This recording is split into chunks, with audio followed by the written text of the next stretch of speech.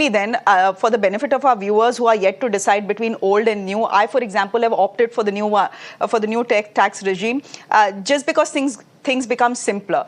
But Mr. Ravi, right now, for anyone who earns 15 lakh rupees and more, is the new tax regime better than the old one? How does it work? So, what are you advising people? So, I would advise people to go to the new tax regime because you can do whatever. There's a lot of flexibility for the SSC. Unless you're looking at some deductions like ATC, etc. But I would strongly feel that you can take all the advantage. So why has the new tax regime not really worked out?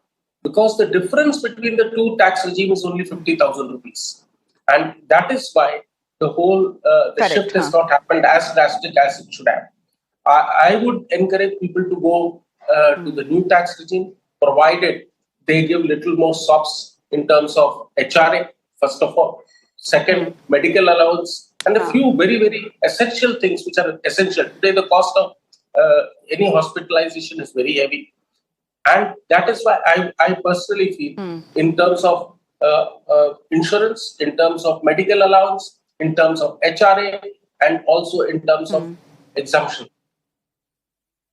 There will be few exemptions here. And I think some part of the old tax regime need to come into the new tax regime. Okay.